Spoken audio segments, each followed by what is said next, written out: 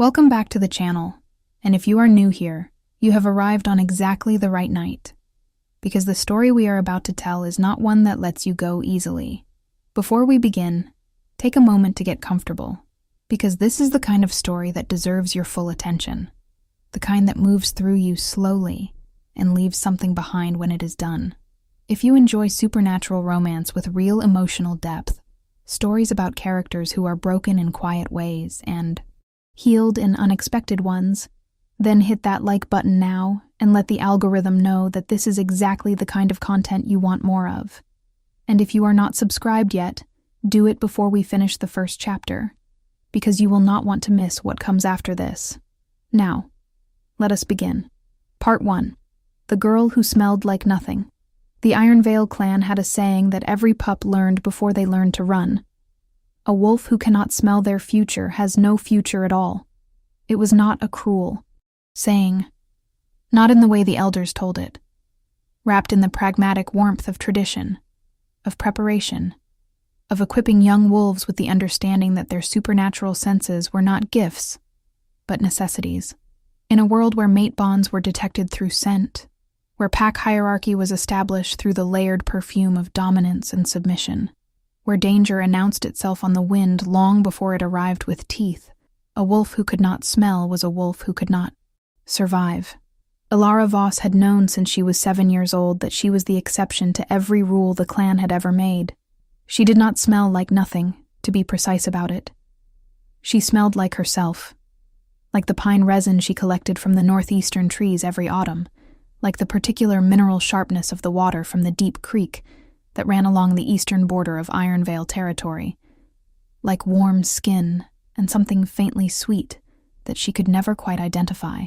She smelled human to most wolves, which was perhaps the most devastating thing you could say about an Omega in a clan that valued supernatural acuity above almost everything else. She smelled like someone who had wandered in from outside and forgotten to leave. What she could not smell was anyone else's future. She could not detect the golden warmth that alphas described when they sensed a potential mate, could not catch the thread of someone else's destiny woven into the particular chemistry of their skin and breath.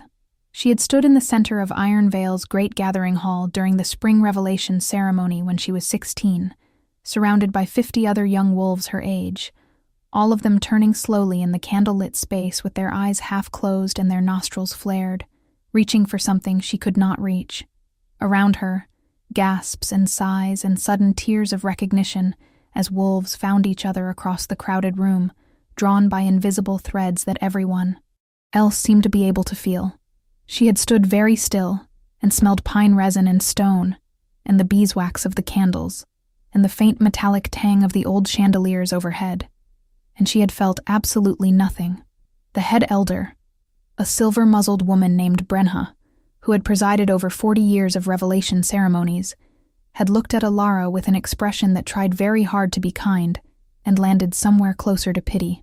Sometimes, Brenha had said quietly, pulling Ilara aside, while the hall filled with the soft music of newly discovered connections. The bond comes later.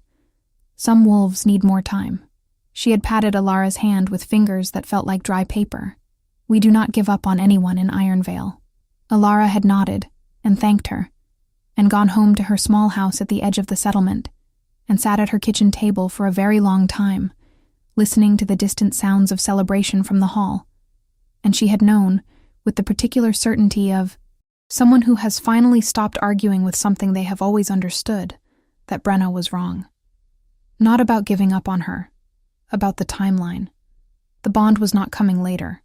It was simply not coming. She was 23 the year everything ended. By then, she had built something she was privately proud of. A life of competent smallness that fit her limitations like a carefully tailored garment. She was the clan's most reliable herbalist, not the most gifted, not the one the elders called when someone needed a complicated healing, but the one who showed up every morning without fail, who kept the supply stores organized, who could be trusted to mix a fever-reducing compound in the dark, without measuring anything because she had done it so many times that her hands knew the proportions before her mind caught up. She had a small garden that produced lavender and yarrow, and something that she had cultivated herself over years of careful crossbreeding that worked better than anything in the standard herbalist texts for treating the joint pain that came with unsuccessful or incomplete shifts. She had a cat named Rowan, who was objectively terrible and whom she loved completely. She had 2 friends, a beta named Maris, who worked in the clan library and laughed at everything, and an omega named Teda, who was mated and busy with 2 young pups, but always managed to find time to share a meal with Alara at least twice a month. She had enough. The problem was that enough, in Ironvale, was considered a kind of failure. Alpha King Dorian Ashvale had ruled the clan for 6 years, since his father's death, and he had brought with him a particular philosophy of excellence that had settled over Ironvale like a new weather pattern, changing everything slowly and thoroughly. Dorian believed in optimization. He believed that the clan was only as strong as its weakest member, which sounded generous until you understood that he used this belief to justify the elimination of weakness rather than its support. Under his rule, the revelation ceremony had been moved from spring to winter, and the results had been used to create a formal registry of unmated wolves, which everyone understood was a polite name for a list of people the Alpha King considered a burden on clan resources. Alara had been on that list for 6 years. She had received every quarter a formal notice reminding her that her continued residence in Ironvale was contingent on her contributions to the clan exceeding the cost of her maintenance, and she had, every quarter, documented her herbalist work carefully enough to justify her presence. She existed on a kind of permanent probation, and she had learned to be very good at not thinking about what it meant. She had also learned to be very good at making herself invisible, which was why it was particularly unfortunate that on the 3rd day of the month of frost in her 23rd year, she had gone into the eastern forest at dawn to harvest, the last of the autumn mushrooms before the ground froze, and had walked into the middle of something she was absolutely not supposed to see. There were 4 of them in the clearing, 3 betas in their wolf forms, large and dark-coated, and Dorian Ashvale himself, standing in his human form in the center of the space with his arms crossed, and his expression arranged in the particular careful blankness of someone who is about to do something they have already decided to do. In front of him, kneeling on the frost-hard ground with his hands bound behind him with silver-laced cord that Alara recognized as the restraints used for the most dangerous prisoners, was an old wolf she had seen only a handful of times, an elder from the northern settlement named Carvin, who had, according to the quiet rumors that circulated through the clan's lower social strata, been asking uncomfortable questions about the Alpha King's resource allocation records. Ilara had come around the edge of the tree line with her basket on her arm, and had stopped so suddenly that a branch snapped under her foot, and for one terrible second, the entire clearing had been absolutely silent, and then every head had turned toward her, including Dorian Ashvale's, and she had seen in his pale eyes the specific calculation of someone deciding what to do about an inconvenience.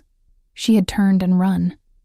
She was fast, faster than people expected an Omega to be, and she knew those woods better than almost anyone in the clan because she had been going into them alone for years, while everyone else had someone to walk with. She had made it almost to the settlement boundary before the betas caught her, which she had known they would, and she had stood very still in their grip, and looked at Dorian Ashvale when he walked up to her, unhurried, and she had told herself to breathe. Alara Voss, he had said, as though they were meeting at a clan gathering, as though his voice did not carry the weight of absolute authority in this territory. You have an unfortunate habit of being in the wrong place. She had not said anything. There was nothing to say that would help. You have also, he continued, tilting his head in a way that might have looked thoughtful if you did not know him, been on our registry for 6 years, which means you are familiar with the terms of your continued residence. He paused. I think it is time to revisit those terms. The banishment was announced at the next clan assembly, 3 days later, framed as a disciplinary measure for trespassing in a restricted area. The Eastern Forest had apparently been designated as a restricted zone for an ongoing security investigation, a designation that had not been announced to the general clan population, but that Dorian presented as common knowledge with the serene confidence of someone who understood that reality was, to a significant degree, whatever the most powerful person in the room said it was. Alara had stood at the front of the assembly hall and heard herself declared banished to the ruins of Varek for a period of no less than 1 lunar cycle, which everyone in that hall understood was not a period at all. It was a sentence. No one had survived the ruins for more than a few weeks. The place was considered cursed, not in a metaphorical way, but in a specific, documented, supernaturally verified way. Wolves who went in did not come back. That was simply true. Maris had caught her eye from the crowd and looked like she was going to be sick. Teta had her face turned away entirely. Rowan, Alara thought irrelevantly, was going to be very confused about where she had gone. She had been escorted to the border of Ironvale territory at dawn the following morning and walked to the edge of Varek's ruins with 2 guards who did not speak to her and left the moment they had fulfilled the technical requirements of the escort. She had stood at the crumbling stone archway that marked the boundary of the ruins, her pack on her back, her herbalist case over her shoulder, the frost thick on the ground around her. And she had looked at what lay beyond. The ruins of Varek were beautiful, was the thing no one ever mentioned. They were beautiful the way devastation can be beautiful, the way a forest after a fire becomes something else, something stark and strange and charged with the particular energy of a place that has survived its own ending. The ruins had been a city once, long enough ago that the history had passed entirely into myth, a great settlement of the oldest wolf clans, built during a period that the Ironvale elders referred to only as the time before the separation, without ever being specific about what had been separated from what. The buildings that remained were mostly foundations and partial walls, stone so old it had taken on the color of the surrounding earth, threaded through with the roots of trees that had grown up through and around and over the architecture until it was impossible to tell where construction ended and nature began. There were towers still standing in the deeper parts of the ruins, tall and narrow and missing their tops, and through the bare winter branches, Alara could see them rising against the gray morning sky like fingers reaching for something just out of reach. She adjusted her pack and walked in. The cold hit her differently inside the ruins. Not colder exactly, but denser, as though the air itself had more weight in this place. She walked carefully along what had once been a road, still following a faintly discernible path between the foundation stones, her breath making small clouds in the still air. She was listening for whatever had killed everyone else who had come here, expecting it to announce itself quickly, expecting teeth or poison, or the sudden wrongness of dark magic. But there was nothing. There was only the silence and the cold and the beauty of the broken stones, and somewhere above her, a single crow watching from the remains of an old wall with an expression that seemed, if a crow could have expressions, more curious than threatening. She walked for an hour before she found what looked like a habitable space. It was a partially intact building set back from the main road path, 3 walls still standing to their full height and most of the roof intact, supported by the elaborate root system of an enormous oak that had grown up through the floor and whose canopy spread above and around the structure like a secondary roof. The 4th wall had collapsed inward and become a kind of raised threshold, a step of rubble that she had to climb over to enter. But once inside, the space was dry and protected and large enough to be useful. Someone had been here before. She could see evidence of old fire pits, layers of ash and charred stone accumulated over what looked like decades, though there was nothing fresh, nothing recent. The floor was packed earth, hard and mostly flat. The oak roots that grew through it created natural divisions, compartments almost, and Alara stood in the center of the space and turned slowly and thought, all right, this is what I have. She built a fire as the light faded, using the dry wood she found stacked against the surviving wall, someone else's preparation that she was grateful for, without knowing who to thank.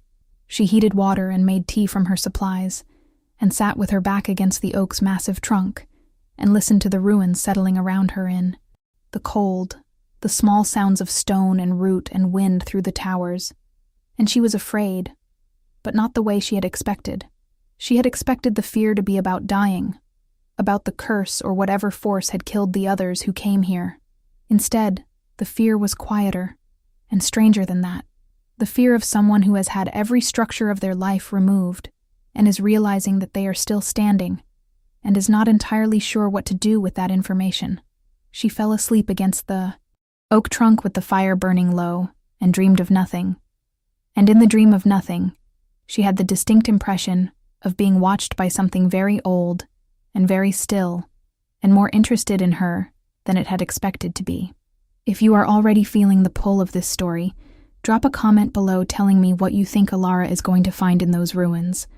And if this is your first time here, please subscribe, because we are just getting started, and trust me, you do not want to miss what comes next. Part 2. The Thing in the Ruins. She woke before dawn, and the fire was out, and there was no frost on the ground inside her shelter, which should not have been possible given the temperature she could feel pressing in from outside. She lay still for a moment, cataloging what she felt: cold air, warm ground, the particular ache of having slept against a tree, and something else, a quality to the air that she could not name, a density, a presence. Not threatening, not warm, simply there. The way a large animal in a room changes the quality of the space without moving or making sound. She sat up slowly and looked around the shelter. Nothing was there, but the space felt occupied in a way it had not felt when she fell asleep. And Alara, who had spent years developing the fine art of not panicking about things she could not control, breathed steadily and kept looking, because she had learned a long time ago that the most important information was usually in the details you almost dismissed. The oak tree. She was looking at the oak tree. She had been looking at it since she woke up, really, without quite focusing on it, because it was large and central and immediately visible. But now she was actually looking at it. And she noticed what she had not noticed the night before, in the dimness and exhaustion.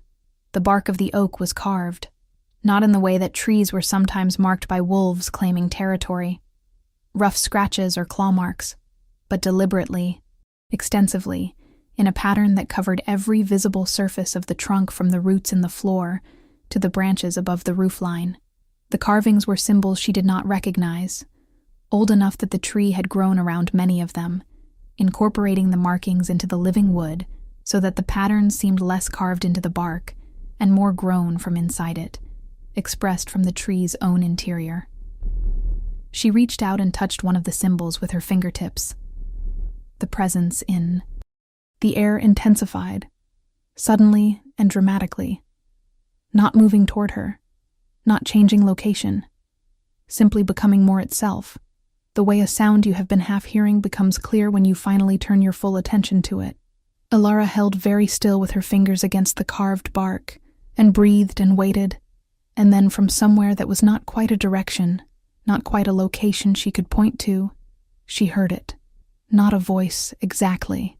A voice implies breath and vocal cords, and the physical machinery of speech, and what she heard did not have those qualities. It was more like the impression of a voice, the shape that a voice leaves in the air after it has spoken, the understanding that communication has occurred without being able to identify exactly how. Why are you still here? She considered the question seriously, the way she considered most things, because she had learned that taking things seriously was more useful than performing reactions to them. I was banished, she said, addressing the general air because she had no better direction to aim at. I have nowhere else to go. There was a long pause. Alara counted her heartbeats. She got to 37 before the not-quite voice came again. The others left. The ones before you. They came in and they felt this place, and they left within a day. Most of them did not survive the leaving. Were you the thing that made them leave? She asked. No. I was the thing they felt when they arrived. What killed them afterward was their own panic. This place is only dangerous to those who cannot stand to be in it. Alara considered this. Why did they feel you and panic? Another pause. Longer this time. When the not-quite voice came back, it carried something that might have been, if she was interpreting correctly, a kind of rusty surprise, as though it had not expected the direction of the conversation. Most living things, when they sense something very old and very large and very still, experience it as a threat. Are you a threat? I have not decided yet what I am to you. That is honest, she said. She took her hand off the bark and began building a fire, using the slow, deliberate motions of someone who is performing a mundane task, partly because the task needs doing, and partly because it anchors you to the physical world when the conversation you are having has left it considerably. I am Ilara. I was the herbalist for Ironvale clan before they sent me here to die. She glanced at the tree, at the carvings. Are you Kyle? The silence that followed this question was different from the others. It was not the silence of thought or of consideration. It was the silence of something that has not heard its own name spoken aloud in a very long time, and is having a response to that experience that it did not anticipate. Yes, the not-quite voice said finally, and there was something in even that single syllable that carried the weight of 300 years of isolation, though she could not have explained how she knew the weight of it. I am Kyle, and I have not been called that by anyone living in 300 years. She learned his history in pieces over the weeks that followed, the way you learn anything in ruins, by finding fragments and assembling them carefully, and understanding that the picture you build will always be incomplete, because too much has already been lost. Kale had been the first Alpha King of the unified wolf clans, back in the time before the separation that the Ironvale elders referenced without detail. He had been born in Varek when it was still a living city, the largest and most complex settlement of its kind, a place where wolves from dozens of different bloodlines had come together, in something that had worked, mostly, for a while. He had been extraordinary even by the standards of his time, an alpha whose power was such that other wolves felt it as a physical force, a gravitational pull, something you could not be near without being affected by. And he had spent most of his adult life learning how to carry that power without crushing the people around him. He had not always succeeded. Tell me about the separation, Ilara said one morning, 10 days into her time in the ruins. She was crouched over a patch of ground near the eastern wall, where she had found, against all reasonable expectation, a small growth of winter rosemary, somehow surviving in the shelter of the stones. She was carefully harvesting the sprigs while Kale's presence moved through the air around her like a current, not visible, but palpable. A warmth in the cold morning that she had stopped trying to explain scientifically and simply accepted as true. He was quiet for longer than usual. The histories your clan tells, what do they say? That you betrayed your people. That the other elders sealed you here as punishment. She kept her hands moving, careful and steady. That is the whole of it. They do not teach details. The air shifted. If a presence that exists without a body could sigh, that was what she would have called it. The separation, Kale said slowly, was a disagreement about what wolves owed each other. I believed that the clan existed to serve all its members, that the strong had an obligation to the weak, not as charity, but as the fundamental principle on which any lasting community is built. There were others, alphas mostly, who believed that the clan existed to serve its strongest members, that resources and protection should flow toward those who could best use them, and that those who could not contribute in measurable ways should not expect the same consideration. Ilara's hands had gone still on the rosemary. She did not say anything, because she was listening, and because what he was describing was not history to her. It was Tuesday. I could not convince them, Kyle continued. And when I could not convince them, I tried other things. Things I am not proud of. Things that were in some ways exactly what they accused me of: an overreach of power, an alpha who thought his vision of how things should be was more important than the consent of the people he was supposed to serve. I made mistakes, Ilara, large ones, and the elders were not wrong to stop me, even if what they chose to replace my rule with was ultimately worse. Were you actually betraying them? Or were they calling it betrayal because it was convenient to call it that? Both, he said. That is the honest answer. I did things that could legitimately be called a betrayal of the processes we had agreed on, even if I was doing them for reasons I believed were right. The elders were not lying when they called it that, but they were also choosing the framing that served them, and they were not wrong either. She thought about this for a while. What did they do? When they sealed you here, They performed a binding that I had never seen before and have not seen since. A ritual that required the participation of 7 elder wolves, all of them, sacrificing a portion of their own lifespan to power it. It fixed my essence, my soul if you want to call it that, to this place. I am not dead, but I am not alive in any form that matters either. I cannot leave these ruins. I cannot take a physical form.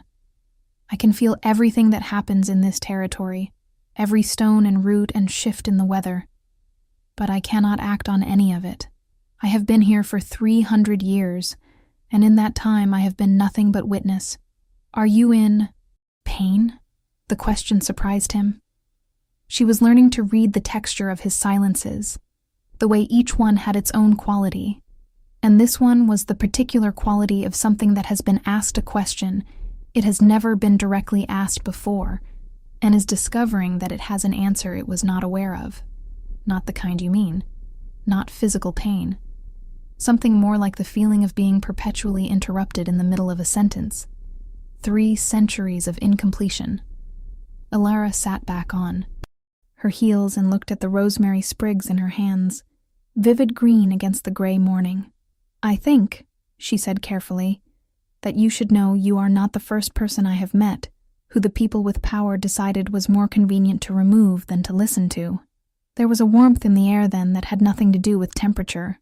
I think, Cale said, and his not-quite voice had something in it that she was starting to recognize as the specific timbre of someone who has spent so long without connection that any gesture of genuine understanding lands like a physical impact. I think you are either the most extraordinary wolf I have ever encountered, or I have been alone so long that ordinary goodness has come to seem extraordinary to me. Maybe both, Alara said, and went back to her harvesting. Comment below if you are already invested in these two, because I need to know I am not alone in this. And if you have been watching for a while, you know that this channel always delivers on the emotional payoff, so stick with us because we are not even close to done yet. Part 3. The Education of a Legend. She was better at surviving than she had expected to be. This surprised her less as time went on, and more as she understood why.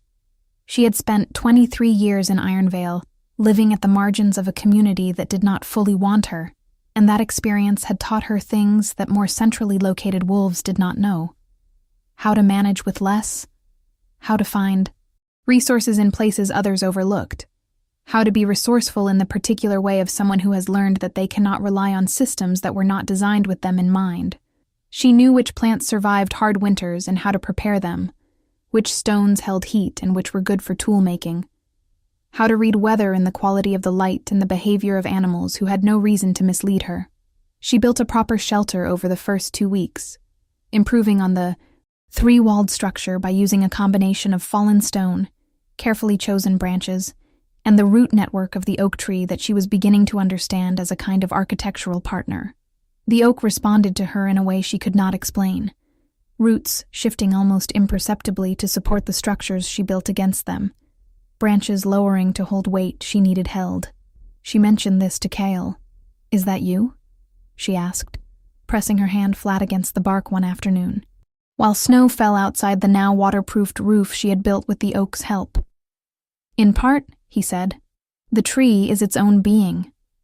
But I have had 3 centuries to become very familiar with this root network, and I think, when I want to communicate through the tree in certain ways, it is sometimes willing to cooperate.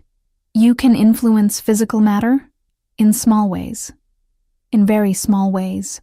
Mostly I can feel everything that happens here, and sometimes I can suggest things to living systems that are already inclined in a particular direction.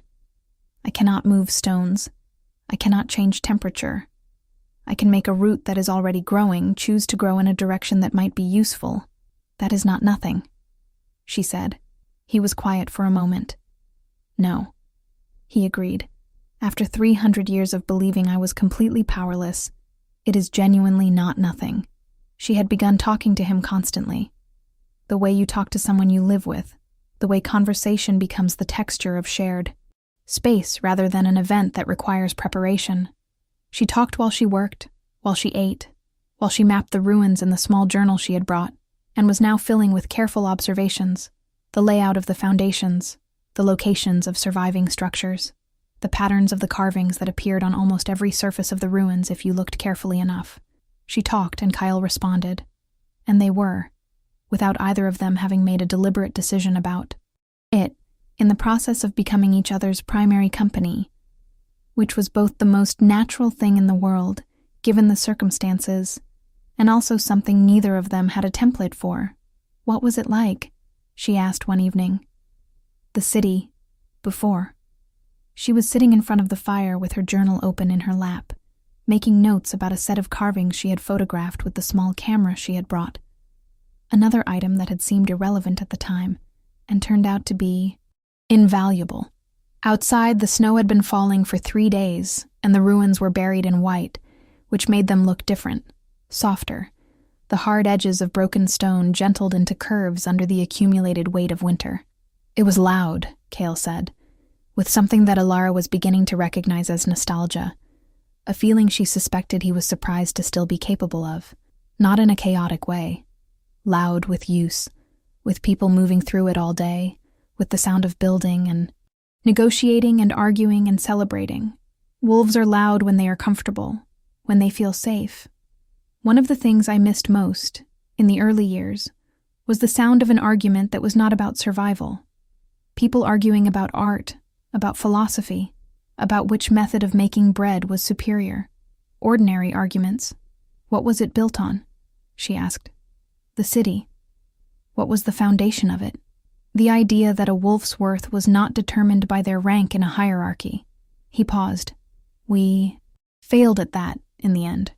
Or I failed, depending on whose account you believe. But that was the original idea. It is a good idea, she said.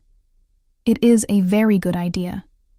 It is also an idea that is very difficult to maintain when the wolves who benefit most from hierarchies are the ones with the most power to shape the institutions that determine what ideas are taught and what ideas are buried. She looked at the fire. I know, she said. Believe me. He was quiet, and in his quiet she felt the particular quality of attention that she had come to understand was Cale listening to her. Not just to hear what she said, but to understand what she carried.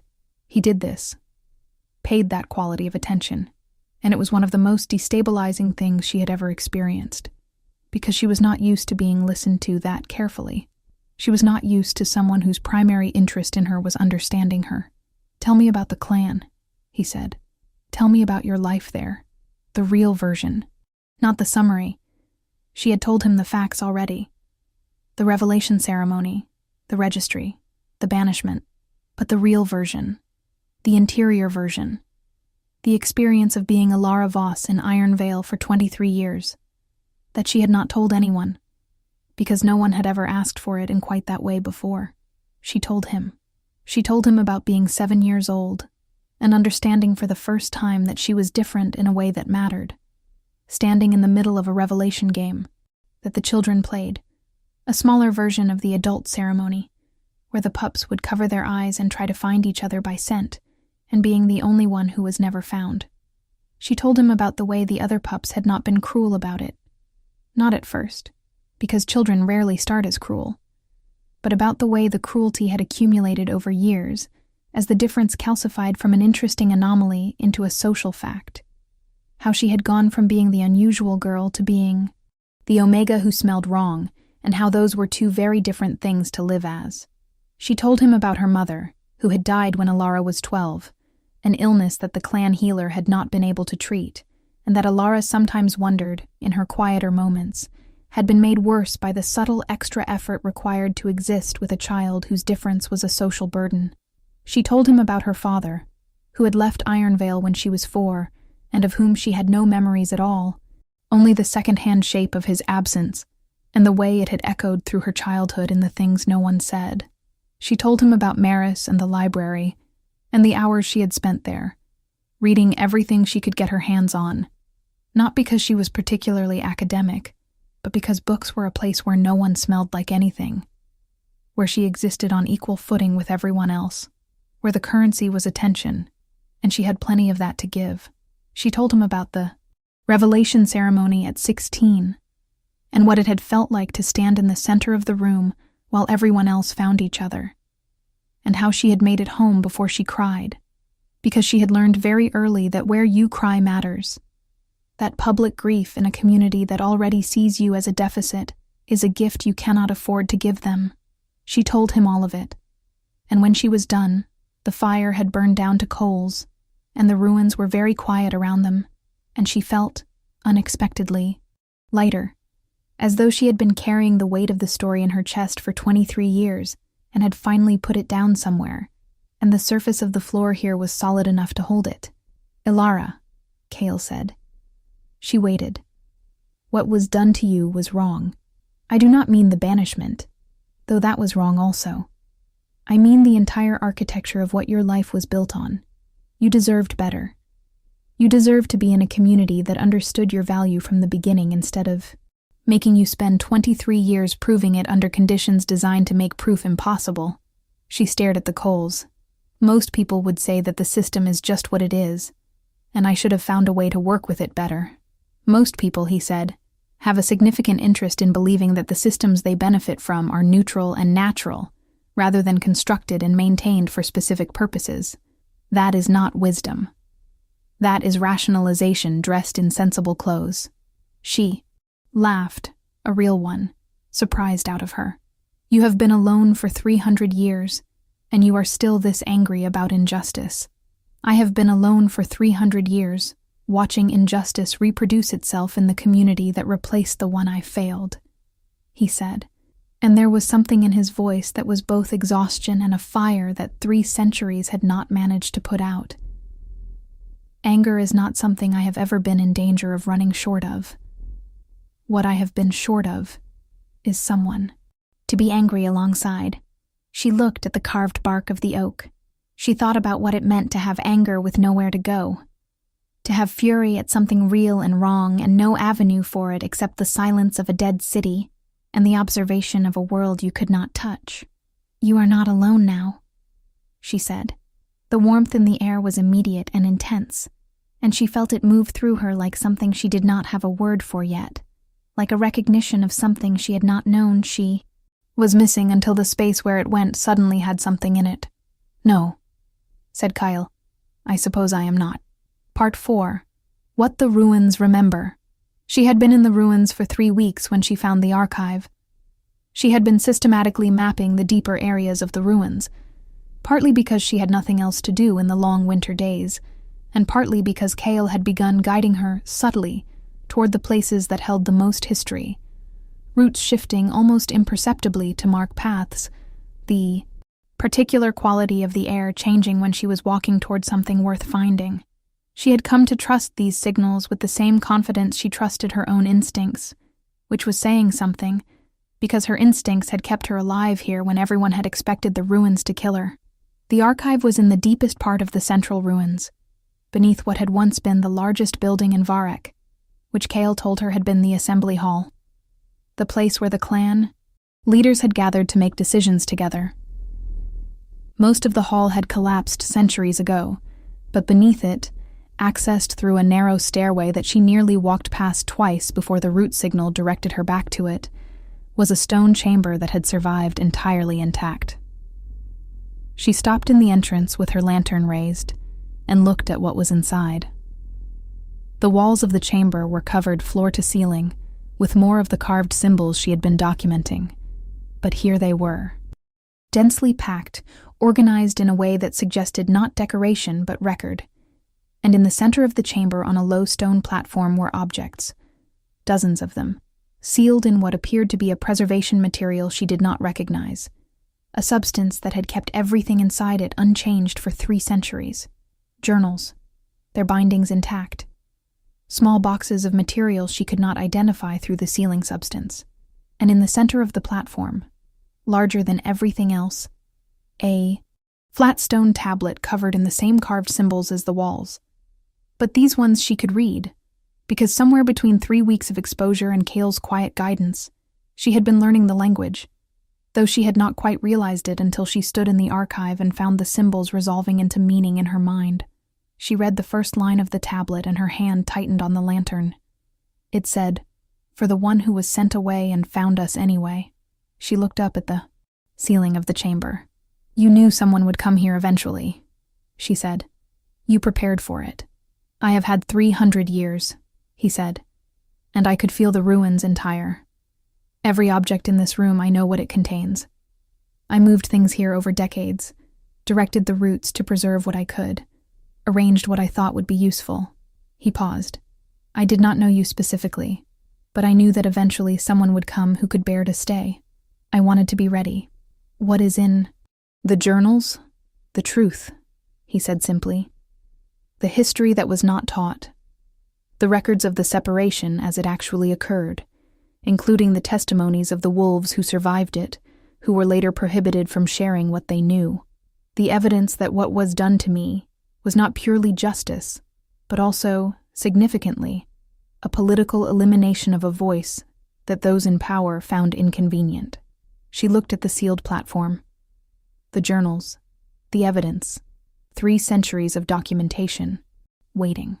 "This is a record of everything Ironvale and the other clans buried," she said slowly. "Yes," Kale said. "And more than that, it is also a record of what worked before the separation. The actual practices, the institutional structures, the decision-making processes that made Varric what it was at its best. Not a perfect place, but a place that was genuinely trying to serve all its people. I documented everything I could remember, everything I had access to through the roots and the stones, over the centuries. I do not know if it is useful, but I wanted it to exist." Ilara set her lantern on the floor and sat down cross-legged in front of the stone platform and looked at the sealed objects for a long time. She thought about Dorian Ashvale and the registry of unmated wolves and the revelation ceremony, and old Carvin kneeling in the frost with silver cord binding his hands, and the way a community could construct a very thorough system for determining who had value and then present that system as though it had always been true, as though it were nature rather than choice. She thought about what it would mean for these records to exist somewhere other than a sealed chamber, in a place everyone believed was deadly and cursed.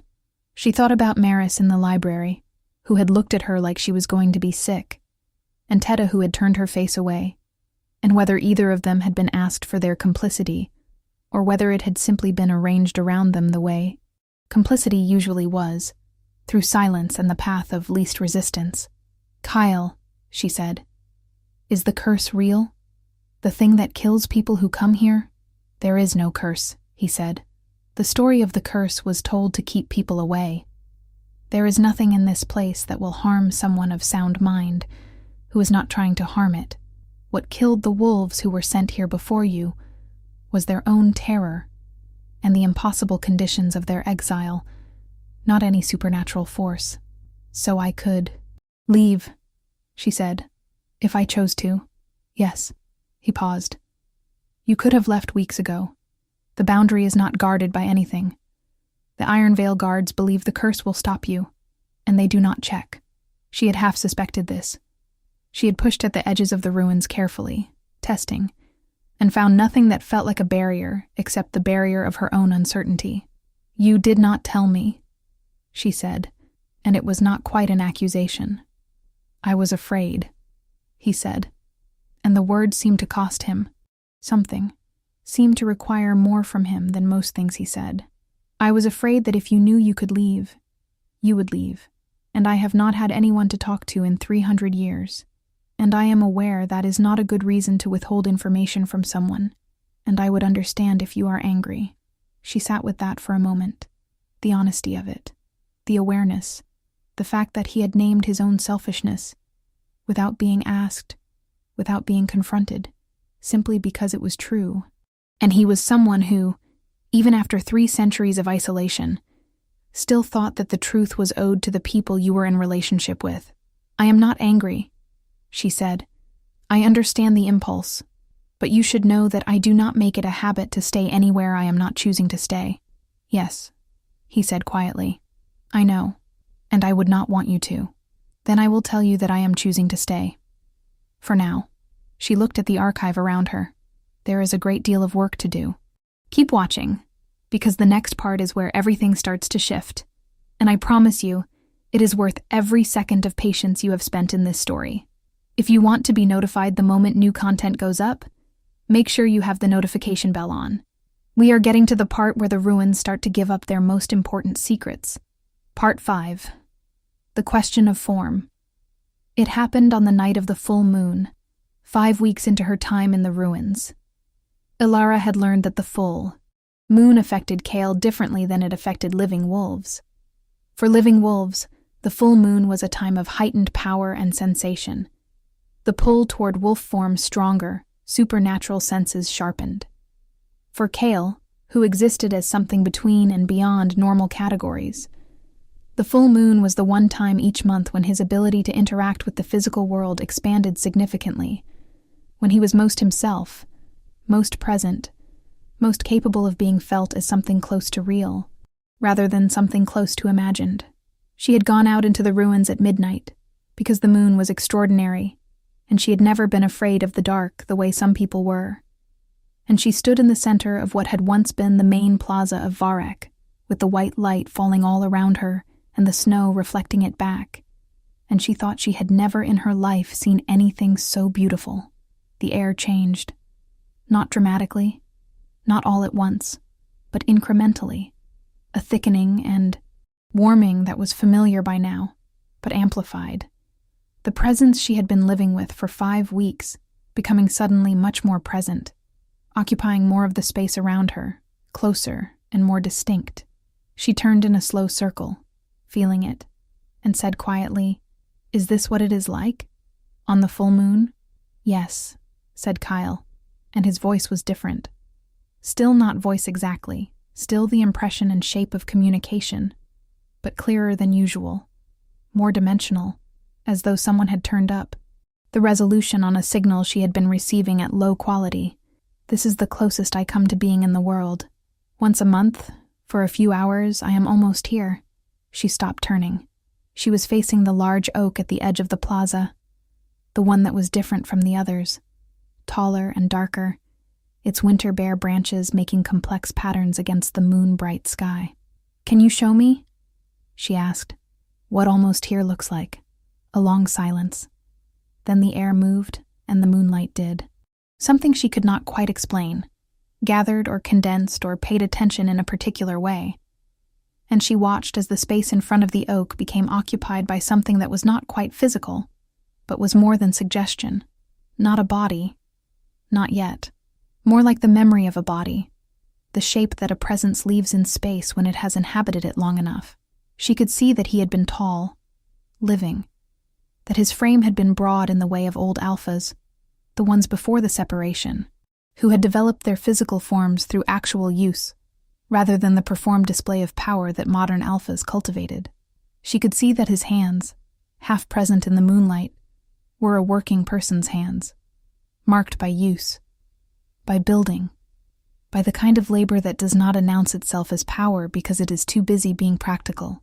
She could see his face, or the impression of his face, and she stood very still with the snow bright around her, and looked at someone who had been alone for 300 years, who had been sealed into a place of endings by the people who feared what he represented, who had spent 3 centuries watching and witnessing and preparing for someone who might eventually arrive and be able to hear him.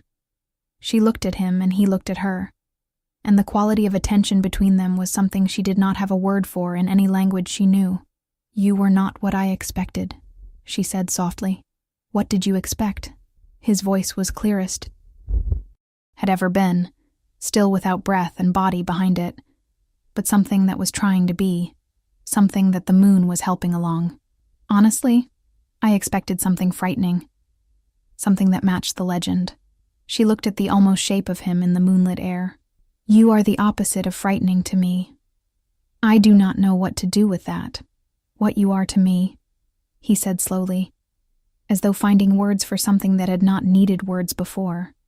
"Is the first person in 3 centuries who has made me feel that my being here, in this form, in this place, is not purely loss, that there is something in it that is still alive." She thought about loneliness, about the specific kind that comes not from being without people, but from being with people who cannot see you, the loneliness of invisibility among community. She had lived that for 23 years. She knew what it felt like to be seen, truly seen, because she had rarely experienced it and could recognize it. Absolutely, when it happened. She was being seen right now, by something ancient and impossible, and more real to her than most things she had known that technically had bodies. "Kale," she said, "if I could find a way to undo what was done to you, would you want that?" He was so still for so long that she thought he might not have heard her, or that the question had somehow not registered. Then, very quietly, "I have not allowed myself to want that. For 300 years, I have not allowed myself to want that, because wanting something impossible is a particular kind of suffering I did not need, in addition to the suffering I already had.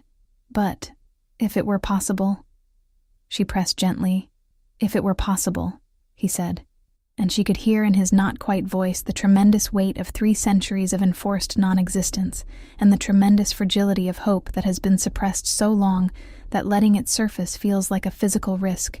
If it were possible, then yes. Yes. "Alara, I would want to be here. Fully here. I would want to exist again in a way that has not been possible for a very long time." She looked at him in the moonlight. This almost thing, this presence that had become the primary relationship of her life, in a way she had not planned and did not regret. She thought about the archive and what it contained. She thought about the sealing ritual. 7 elders, a portion of their lifespans, an anchor to this place. She thought about her own abilities, or the lack of them, the way she could smell nothing that other wolves could smell, the way she had always been different in a way that nobody had ever adequately explained. She thought about the way she had put her hand on the carved bark of the oak on her first morning and felt the entire quality of the ruins shift in response, and about the way the roots of the trees bent toward her work, and about the way the archive had felt when she entered it, not like a room she was discovering, but like a room that had been waiting for her specifically. She had been assuming all her life that her difference meant she was less. She was beginning to have a different hypothesis. "I am going to read everything in the archive," she told him, "and I am going to figure out what was done to you. And then we are going to figure out if it can be undone." She paused. Together, the moonlight seemed to lean toward her, or maybe that was imagining things. But the warmth in the air was unmistakable, and what Kyle said next was the simplest thing he had ever said to her, and also the most significant. Together, he agreed. Part 6. The language under everything she read for 10 days without stopping except to sleep and eat and maintain the basic routines of survival that she had established with the reliability of someone who understood that the body was a tool, and tools needed maintenance. The archive was dense with 3 centuries of collected knowledge and also with the original records that Kale had preserved from before the separation. And as she read, she built a picture of the world that had existed before Ironvale, and the other clans had divided into their current forms, a world that was both more complicated and more hopeful than anything she had been taught. The wolf societies of the time before had not been without hierarchy. That was the version she had half expected to find. A mythologized golden age of perfect equality, which was the kind of thing that existed only in retrospect and in political arguments. What they had actually built was something more interesting and more difficult. A set of institutional structures designed specifically to prevent hierarchy from calcifying, from becoming permanent and self-perpetuating. Regular reassessment of leadership. Multiple pathways to contribution that did not all run through the same channel.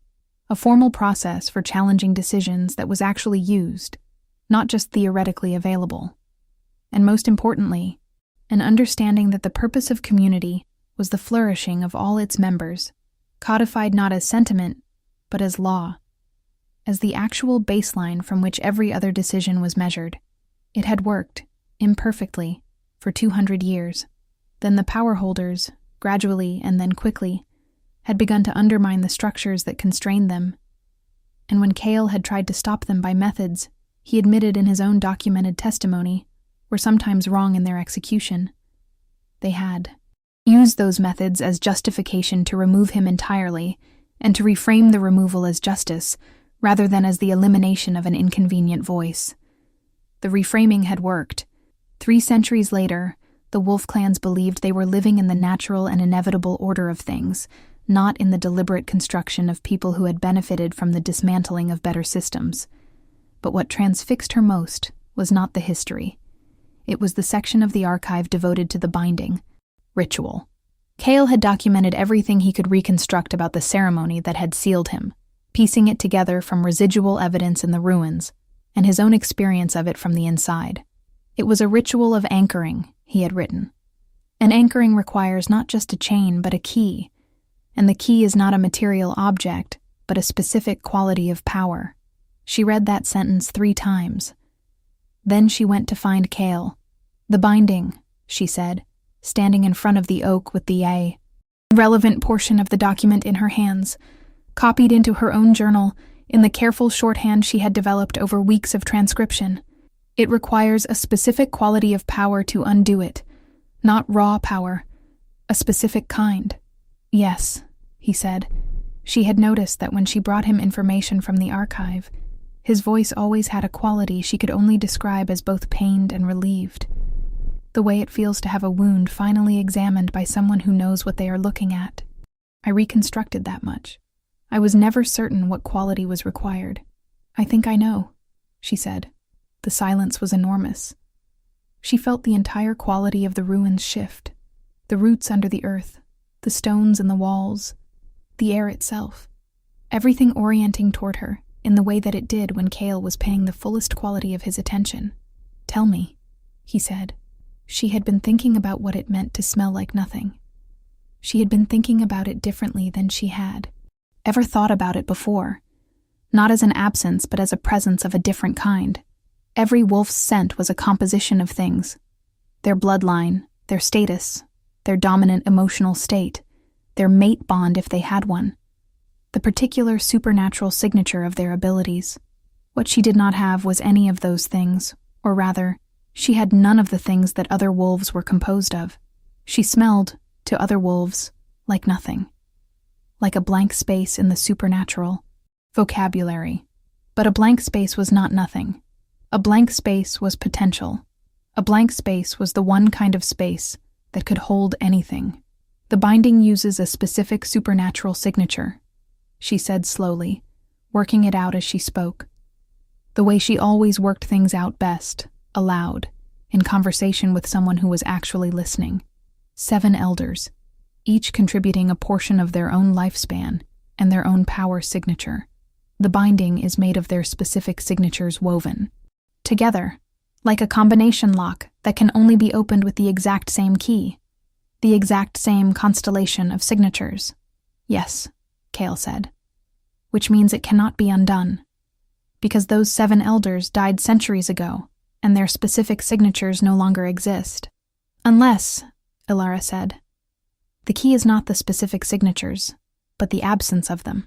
Unless the lock that can only be opened by a very specific constellation of supernatural signatures can also be opened by someone who has no supernatural signature at all, a perfect blank, someone who does not match any signature and therefore cannot be blocked by any signature, someone who reads to magical seals as no one, as nothing." The silence went on for a long time. "Ilara," Cale said, and the shape of her name and his voice carried something she had never heard in it before. Something that was hope, stripped of all its protective irony. Hope that was not managing itself or defending against its own disappointment. Just plain, and direct and fragile and real.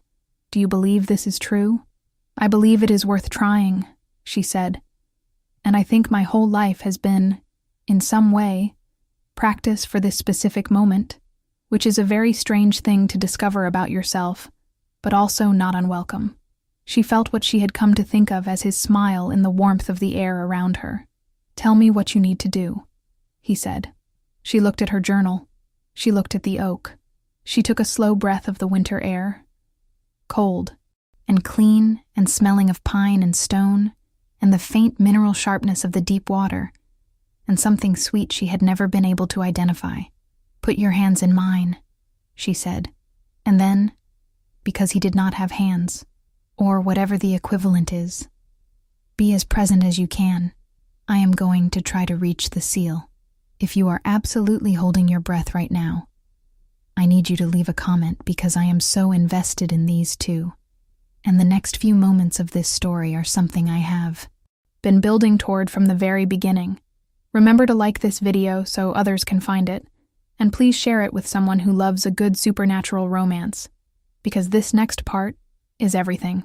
Part 7. Hands that reach across impossible distances. She had never deliberately used her ability before, because she had not known it was an ability. This was the fundamental difficulty with being defined by an absence. The absence is categorized as a deficit, and all your energy goes toward managing the deficit, toward proving worth in spite of the thing you lack. And the thought that the thing you lack might itself be a form of power does not have much space to develop in a mind that has been shaped by years of being told that lack is simply lack. But she had been in the ruins for 6 weeks now, away from Ironvale and its definitions, and its registry and its revelation ceremonies, and she had been in conversation with someone who had spent 3 centuries thinking about power and its forms and its sources. And she had been reading an archive full of knowledge that predated the systems that had shaped her, and she had begun to understand herself differently, not as a wolf without abilities, but as a wolf with an ability so unusual that the available vocabulary did not have a word for it. She sat cross-legged in front of the oak with her hands open in her lap, palms up, in the position she had found over weeks of experimentation worked best for whatever it was she was learning to do. She breathed slowly and let herself become very still, the way she had always been good at becoming still when she needed to, the stillness that was not passivity, but a kind of collected readiness. All of her attention gathered to a single point. She reached, not physically. She had no framework for describing what she did physically, because she was doing something that had no framework in the vocabulary she had been given. She reached the way you reach for something you cannot quite see but know is there, the way you reach into darkness for a familiar object, trusting your knowledge of the space. She reached inward and found the place where her particular quality of nothing was located, the blankness that other wolves read as absence, and she understood for the first time that it was not nothing. It was a specific kind of space, one that had been there all along, waiting to be used. She felt the seal immediately when she touched it. It was vast, and it was old, and it was made of something that was almost familiar to her because she had read descriptions of its components in Kale's own documentation. 7 supernatural signatures woven together into a structure that had been designed to last. She could feel the architecture of it, the way it locked onto this place and locked Kale into this place, the intricate interlocking of the 7 elders' power. It was a work of considerable craft. Even if the purpose it served had been unjust, she could also feel, with perfect clarity, that it could not read her. To the seal, she was nothing. She registered as a blank where a supernatural signature should be, and the seal's architecture had no response protocol for a blank. It was like a lock that had been built to exclude every specific thing, and had not considered the possibility of the thing that was not a specific thing, the thing that was instead the space in which specific things existed. She pushed.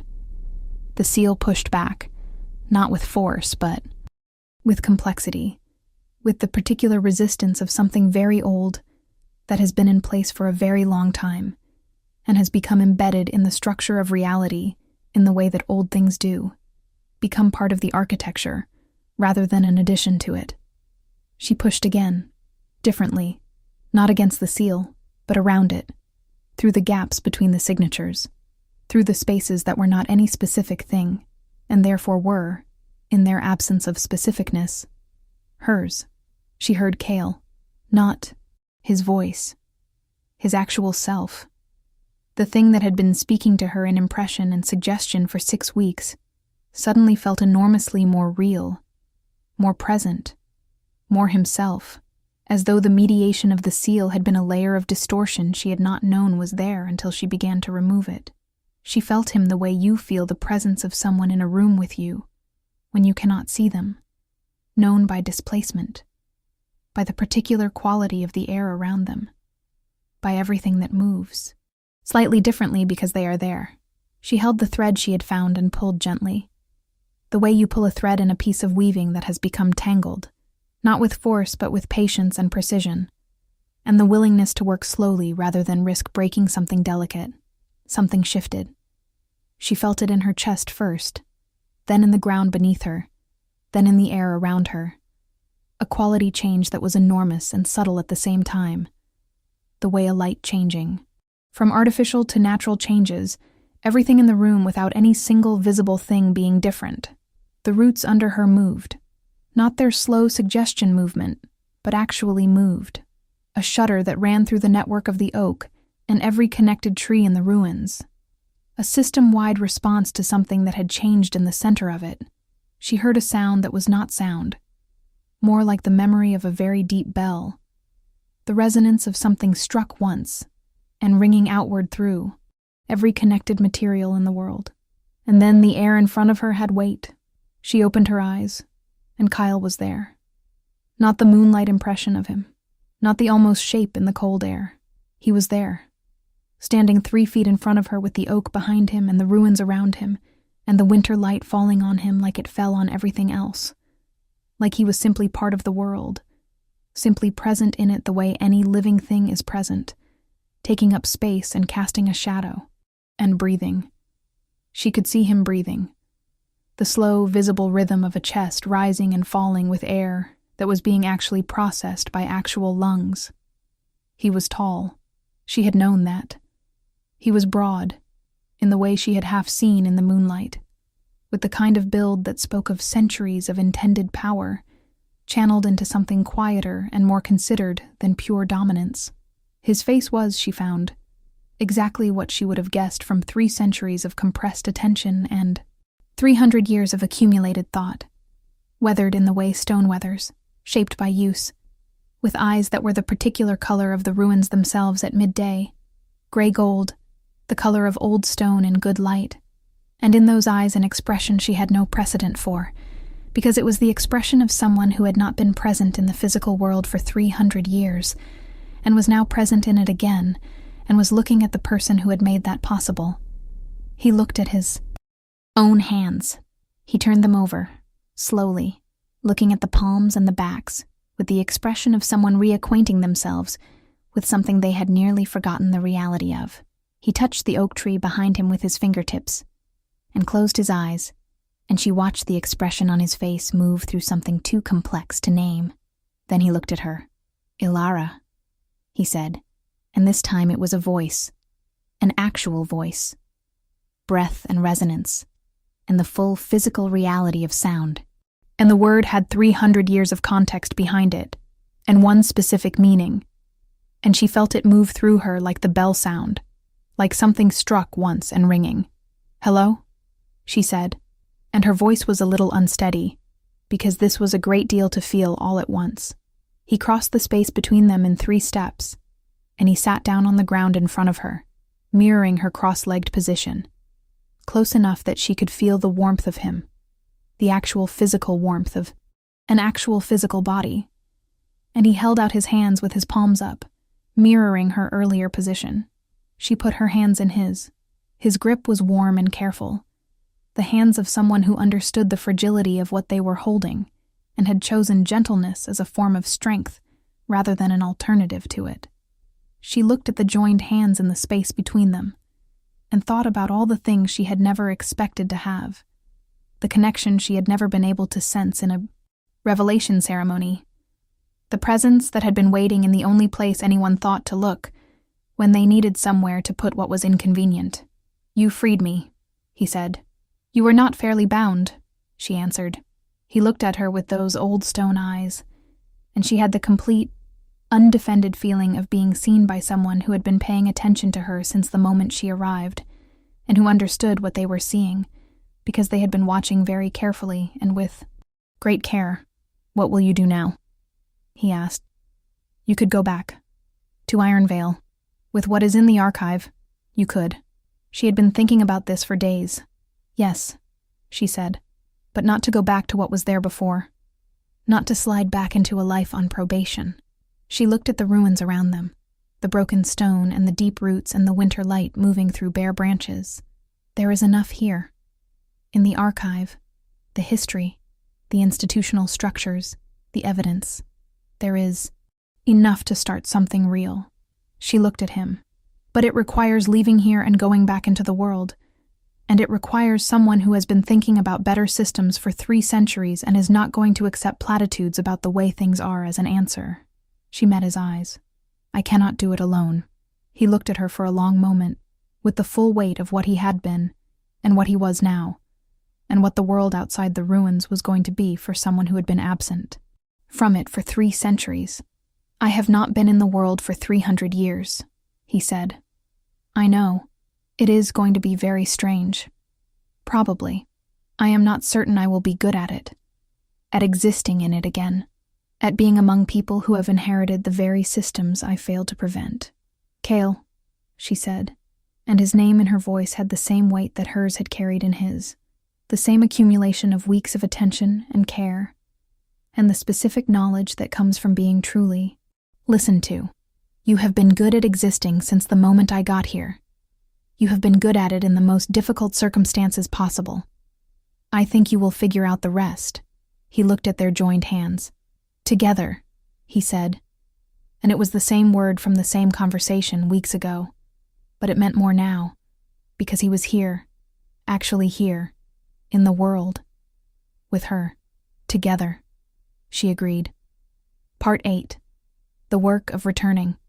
They spent another 2 weeks in the ruins before leaving. It was not delay, but necessity.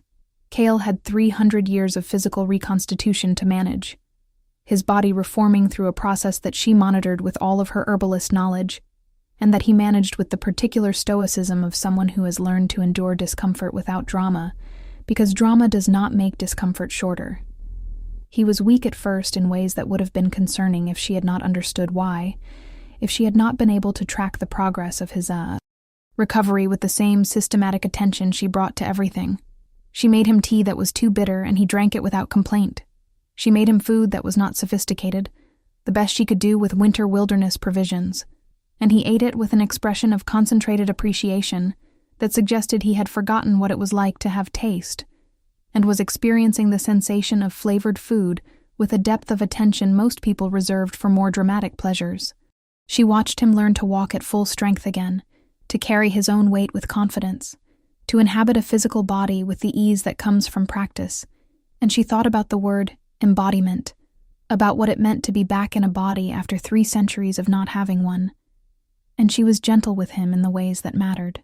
He, in turn, was someone she had not expected, though she realized later she should have, given everything she knew about him. He was not the legend. He was not the legendary alpha of the myths. He was a person of considerable intelligence and considerable damage, someone who had lived with the consequences of his own mistakes for 300 years, and had therefore developed a relationship with accountability that most people never had to. He was also, unexpectedly, funny, in the dry, understated way of someone who has observed so much that the absurdity of existence has become impossible to miss. He made her laugh regularly, which she had not expected, and she made him laugh, which seemed to surprise him every time it happened, as though he had forgotten that he was capable of it. You thought you were going to come back into the world as the legendary alpha, she said one evening, watching him attempt to make something edible from the provisions that were running low. He had discovered that he retained the knowledge of cooking from 3 centuries ago, and that 3 centuries of culinary change had rendered this knowledge technically accurate, but practically unusual. I have been alone for 300 years, he said, concentrating on the pot. I had a great deal of time to build an idea of what I was. The idea became very grand. He paused. You are an extremely effective counter to grandeur. I will take that as a compliment. It was meant as one. He glanced at her. The real version is better than the grand version. It requires more, but it is better. She looked at the fire and thought about this. What do you think is going to happen? She asked. When we go back into the world, when we go to Iron Vale with the archive, I think it is going to be very difficult, he said. I think Dorian Ashvale is not going to welcome the return of the thing his predecessors spent centuries erasing from historical record.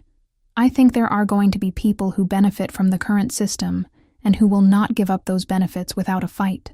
He set down what he was holding and looked at her directly. I also think you are not someone who is stopped by difficult. Neither are you, she said. No, he agreed. We will be formidable, I think, when we are working on the same side.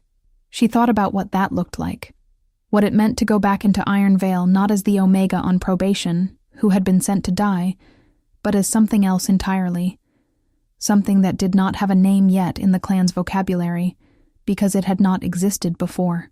She thought about Maris in the library and the years she had spent there reading everything she could get her hands on, and she thought about what Maris was going to do when she walked back in with an archive full of true history and a man that the clan's mythology had spent 3 centuries misrepresenting. She thought it was going to be interesting. Let us leave the day after tomorrow, she said. I want to make copies of the most critical documents tonight and tomorrow. The originals need to stay here, in the archive, where they are safe. But we need documentation that travels with us. He nodded, and there was in his expression the particular look of someone who has been waiting for a very long time and has become aware that the waiting is finally over, that the next thing is beginning, and who is both ready and terrified and more alive than they have been in longer than most things live. All right, said Cale. Let us begin. Part 9. The Return. They walked back into Iron Vale territory on a gray morning in the month of ice, 3 days before the winter solstice gathering, which was the largest clan assembly of the year, which was not an accident in terms of timing. Alara had planned this carefully. The winter solstice gathering was the one occasion in the Iron Vale calendar when the entire clan was required to be present. When the assembly hall held everyone from the smallest pup to the eldest clan member. When decisions made there had the weight of full community witness. If you wanted to present something that the people in power would prefer to suppress, the winter solstice gathering was the hardest moment to suppress it in. They were stopped at the territory border by 2 guards who had clearly not been told to expect them, and who stared at Cale with the expressions of people who are having an experience their training has not covered. Alara Voss, said one of the guards, a young beta she vaguely recognized from the clan's security rotation, in a voice that was trying hard to maintain authority and not quite getting there. You were banished. I was, she agreed pleasantly.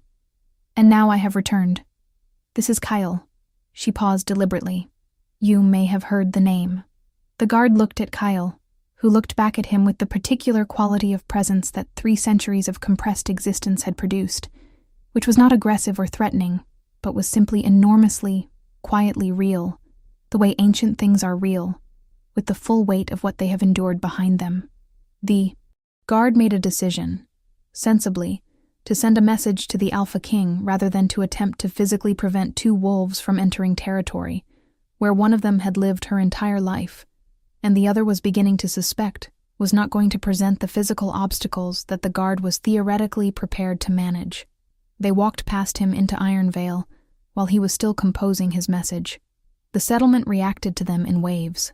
Ilara walking through a community that had prepared for her death was an experience of considerable strangeness, meeting eyes she recognized, and watching recognition cycle through several stages before landing somewhere between shock and a complicated expression she did not yet have a word for. She walked steadily, with the particular quality of movement of someone who has spent months surviving a place everyone else thought would kill them, and has come through it knowing something about themselves that they did not know before. Kyle E. walked beside her, and she watched the clan react to him. The involuntary physical response to an alpha of his caliber, the subtle orientation that bodies make when something of that kind of presence is nearby. It was not fear, not exactly, or not only.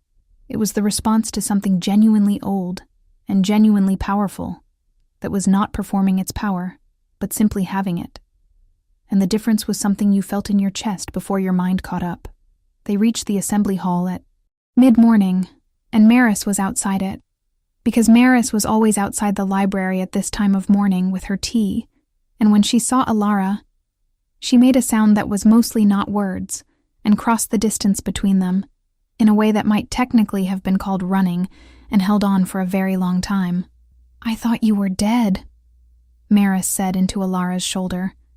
"I thought I was never going to see you again.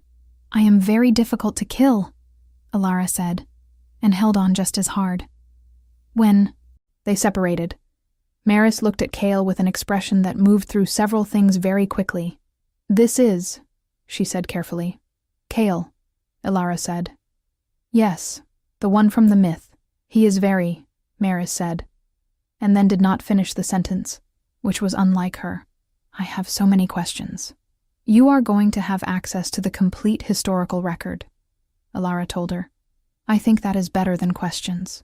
"That is almost definitely better than questions," Maris agreed, and looked between them with the expression of someone who is doing the math on a situation and finding that the math is adding up to something more interesting than the numbers individually suggested. Tedda found them an hour later, with her 2 pups and her mate, and there were tears, and the pups were fascinated by Kyle in the way that children are fascinated by large, quiet things, with more confidence than is technically warranted, and he was notably gentle with them, with the careful attention of someone who understands that small people are real people and should be treated accordingly, which Alara filed away as information without drawing attention to filing it. Dorian Ashvale sent for them in the early afternoon. He received them in the Alpha King's private council chamber, rather than publicly, which told her that the message about their arrival had included enough information to make him want control of the situation before it became a public situation.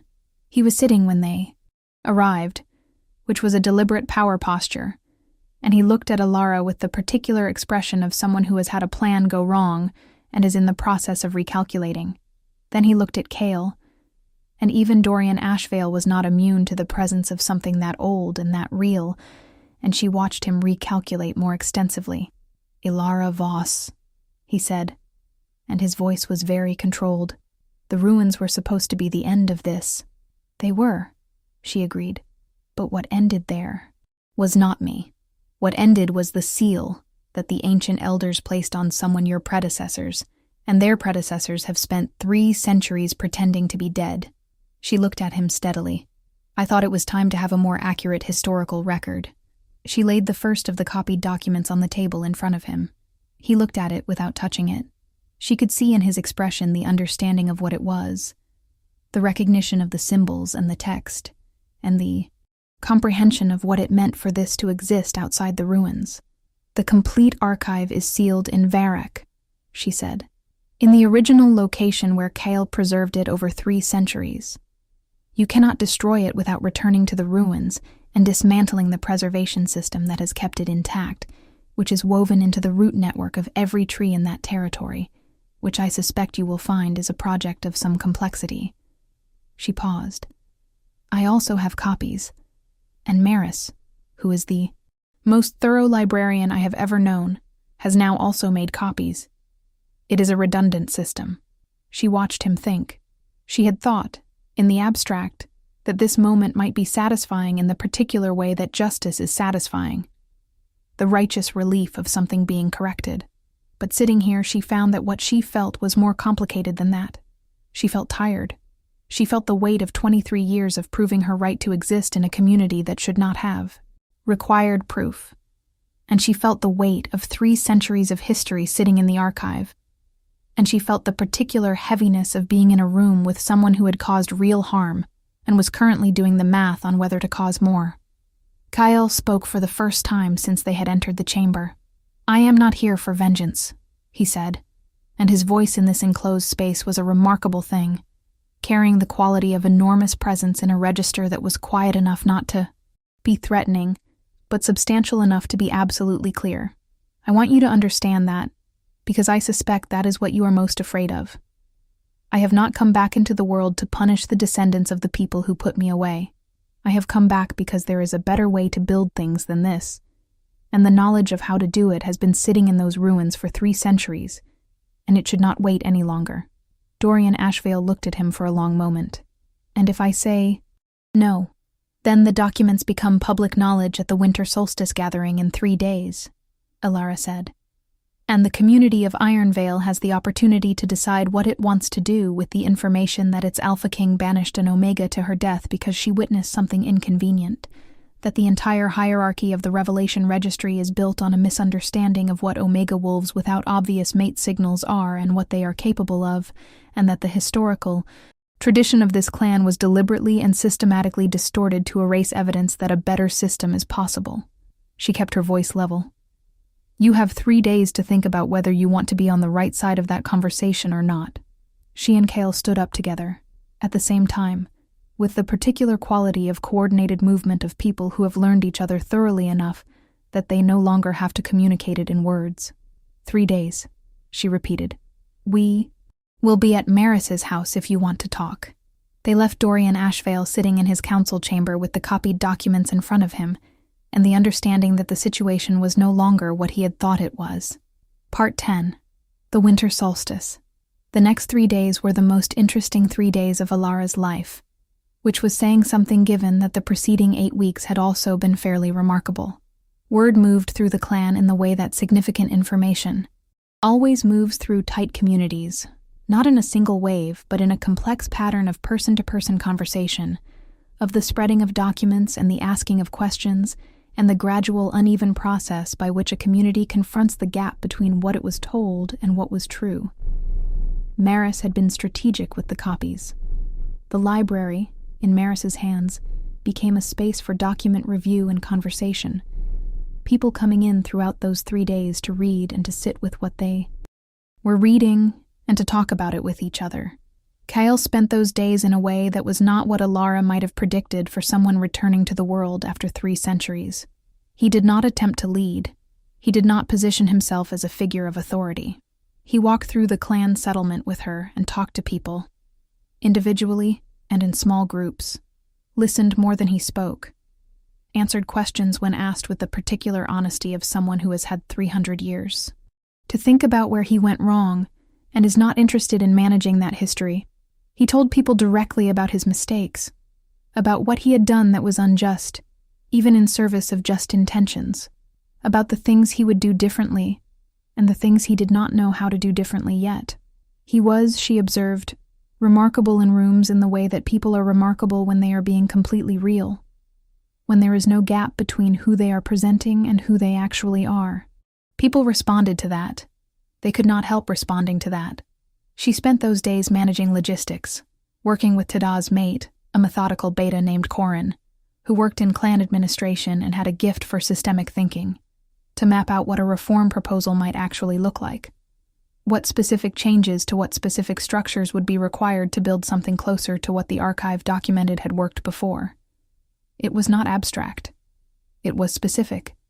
Which roles needed to exist, which decision-making processes needed to change, what the revelation ceremony looked like if it was reconceived as a community support event rather than a sorting mechanism, what the registry became if the underlying philosophy shifted from resource optimization to community flourishing.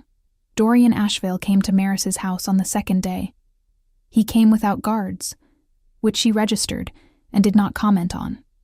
He came in the late afternoon when the light was fading and Alara was sitting at the kitchen table with Coran going through the 4th draft of the reform proposal, and Kale was across the room talking quietly with Maris about something that she could hear was about the library's archival systems.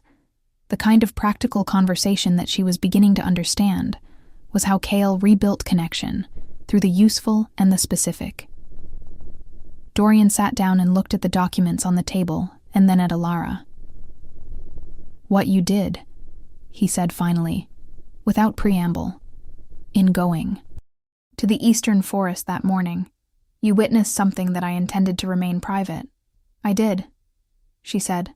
"The Elder Carvin," he said, and stopped. He was quiet for a moment. He was not harmed.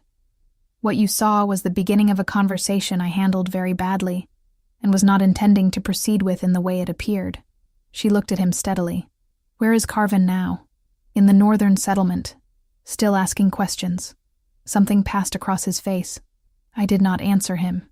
"Well," I'm beginning to think I did not answer him at all. The questions were worth answering. Yes. He looked down at the table. I am not my father. I came to this position with ideas about what I wanted to do with it, and I discovered very quickly that the systems in place moved in directions of their own regardless of what I wanted, and rather than fighting the systems, I found ways to work within them that I am not proud of. He looked up. The registry, the banishment protocol. I did not create them, but I used them. She thought about what Cale had said about his own history, about the honest both and of how wrongness happens, the way good intentions and bad methods coexist, the way culpability is rarely clean. She thought about earned forgiveness being different from demanded forgiveness, about accountability being a process and not a moment. The reform proposal on this table, she said, is not retribution. It is not about punishing what was done badly. It is about building something better. It requires someone in a leadership position who is willing to publicly acknowledge what has been wrong and to use their position to support the transition rather than obstruct it. She looked at him. Is that a role you are willing to play? He was quiet for a long moment. She heard Cale across the room stop talking and felt his attention shift without looking toward her. What happens to me? Dorian said. If I am not, the assembly happens, she said simply. And the community decides. He looked at the table. He looked at the documents. He was, she realized, genuinely reckoning with something. Not performing recalculation, but actually engaged in the much harder and slower work of a person confronting the consequences of the choices they have made and trying to figure out who they want to be going forward. I need to make a public acknowledgement, he said finally. Yes, she said, of specific things. Yes, including Carvin, including you. He paused. Including the registry and what it has been used for. Yes, she said. He nodded very slowly, with the quality of someone doing something that costs them something real. All right, he said. I will be at the Solstice Assembly. I would like to understand the reform proposal before then, in detail. She slid the current draft across the table to him. The Winter Solstice Assembly was the fullest the hall had ever been for reasons that went beyond the holiday obligation. Alara stood at the front of the hall and looked out at the faces of her clan, and thought about being 7 years old in a Revelation game, and being the one who was never found, and thought about standing in this same hall 6 weeks ago, and hearing herself declared banished, and thought about the ruins and the oak tree and the archive, and the cold winter mornings making tea in a 3-walled shelter, while something 3 centuries old and very lonely talked to her about justice and the kind of community that was worth building. She thought about Kyle standing beside her now, actually standing beside her, actually here, actually in the world, solid and warm and real, and watching the gathered clan with the expression of someone who has waited 3 centuries for a moment that is something like this, and is finding it simultaneously more complicated and more worthwhile than the waiting had allowed him to imagine. She thought about her cat Rowan, who had apparently been looked after by Teda's pups in her absence, and was currently at Teda's house waiting to be reunited with her, and was reportedly fine, except for having developed a deeply unearned sense of personal importance, which Alara felt was very on brand.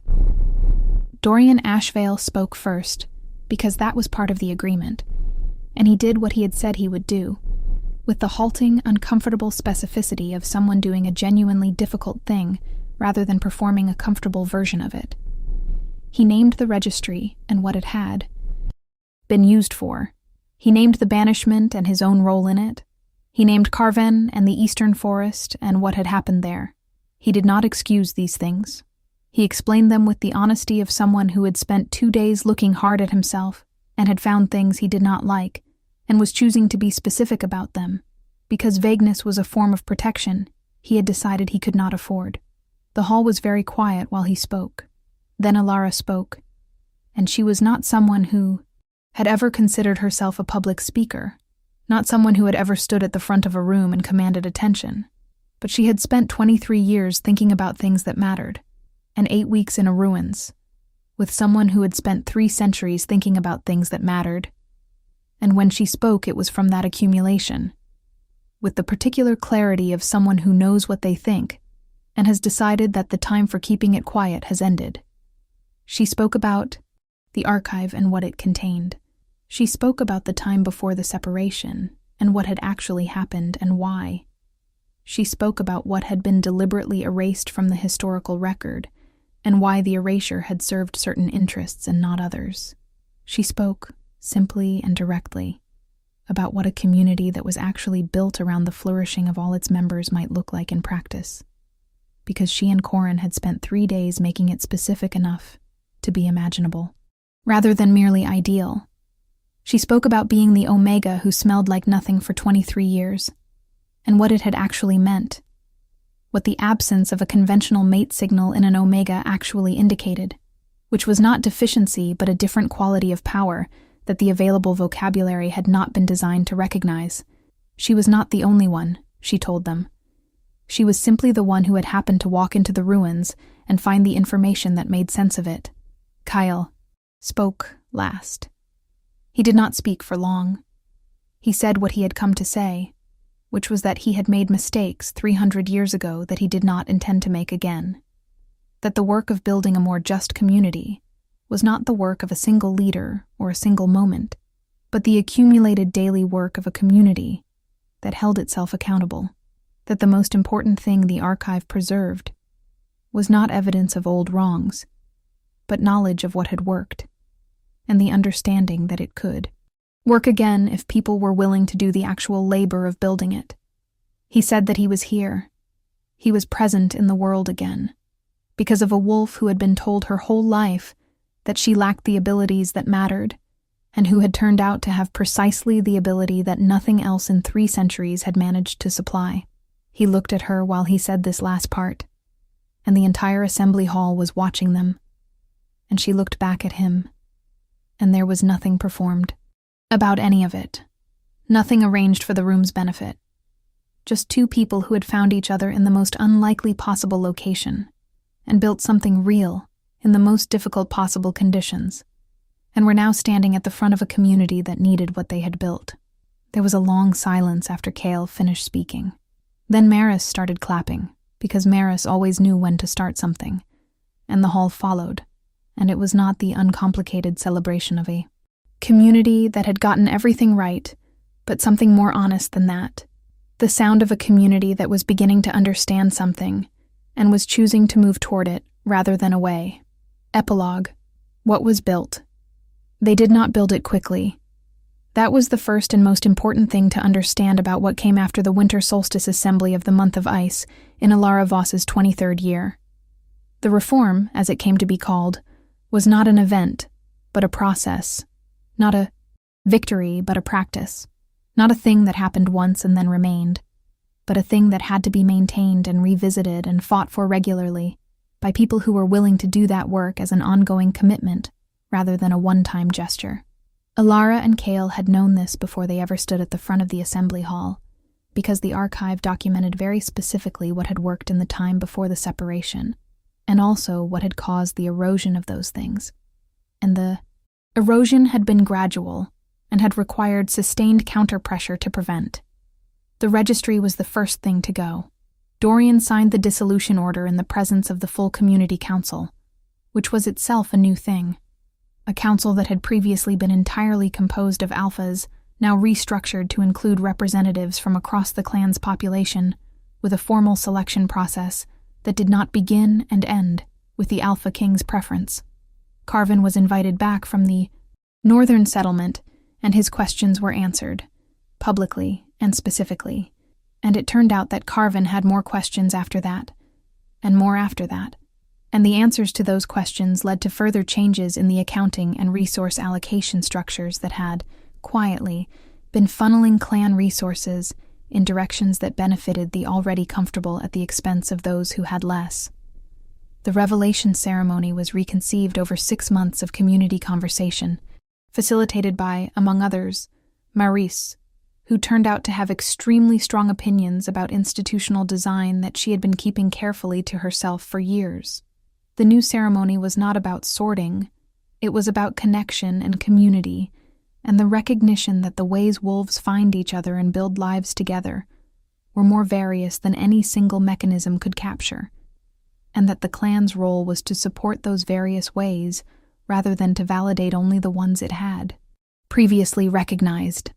Omegas without conventional mate signals were recognized formally as a distinct category with distinct abilities, rather than a deficient version of a standard category. Several other wolves came forward in the year after the assembly, with abilities that shared qualities with Alara's, that had been suppressed or hidden, or simply not recognized for what they were.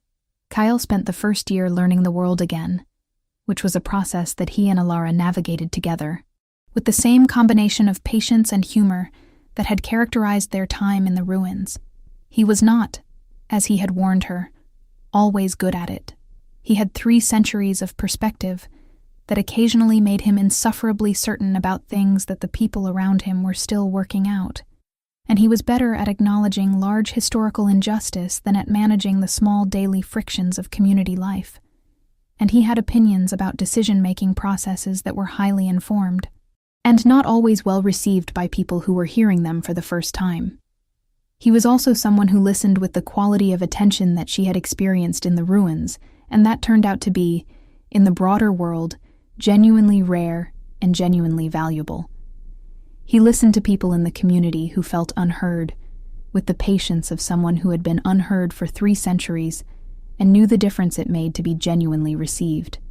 He became, gradually, and without self-promotion, a person people sought out when they needed to think something through, not for authority, but for the particular quality of his attention. He and Alara did not rush anything. She thought sometimes about the conventional expectation of how their story should have gone, the destined mate bond, the instant recognition, the cosmic certainty that dissolved the need for choice. They had none of that. What they had was the slow accumulation of weeks in the ruins and months in the world, of knowing each other in the way that comes from being witnessed over time and through difficulty, of choosing each other with full knowledge of all the complicated history that had to be navigated, and all the work that still needed doing, and all the ways both of them were still learning what it meant to exist in the world as themselves. One evening in the spring, following the winter solstice assembly, sitting in the small house that had been Alara's before the banishment, and was now theirs, with Rowan installed in the corner in his usual attitude of imperious disengagement, Cale looked at her across the kitchen table and said, with the directness that she had come to understand as his natural register, "I would like to be with you. I am telling you this clearly so that you can make a clear choice about it." She looked at him. This ancient, improbable person. This 3 centuries sealed presence who was now fully in the world and still figuring out how to be in it.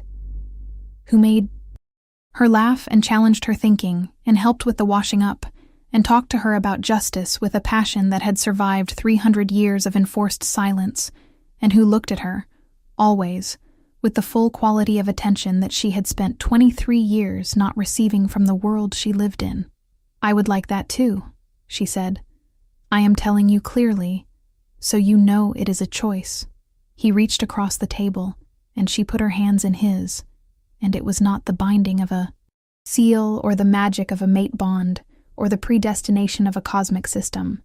It was 2 people choosing each other with their eyes open and their history known and the full complicated future ahead of them, which was more real and more valuable than destiny had ever managed to be. Outside the window, Iron Vale was changing slowly and then quickly, the way change happens when enough people decide at the same time that the current arrangement is not the only possible arrangement. The Reform Council was meeting. The library was full. The northern settlement was in conversation with the central one in ways that had not been possible under the old information control structure. The ruins of Varek had been formally designated as a site of historical significance, and Alara had begun the project of making the archive accessible, which was a project that would take years, and that she was approaching with the systematic attention she brought to everything worth doing. There was so much work still to do. There always was, in the real version of things, in the version that did not end with a single moment of triumph, but continued into the long daily labor of maintaining what had been fought for and building further toward what was still possible.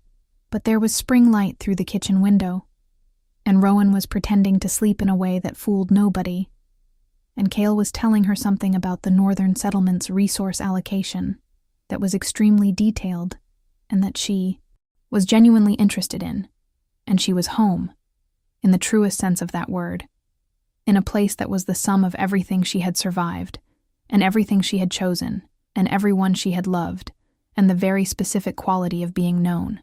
That was enough. That was, in fact, exactly enough. And that is our story. Ilara Voss, who smelled like nothing and turned out to be the only thing that could unlock a 3-century-old seal. Kyle, the legendary alpha who chose Solitude because Solitude chose him, and who spent 300 years building a record of something better because he believed, even when it was extremely difficult to believe, that something better was possible.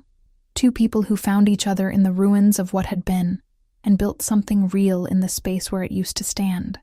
If this story moved you, if you felt something in the archive scene or in the moonlight moment or in that kitchen table ending, please leave a comment below and tell me which part stayed with you longest. Your comments genuinely make this channel what it is, and I read every single one of them. If you are watching this for the first time, the subscribe button is right there, and we have an entire library of stories like this one waiting for you. And if you have been here for a while, share this one with someone who needs a good story tonight, because there is nothing better than finding a new narrative at the exact right moment. Thank you for being here. I will see you in the next story.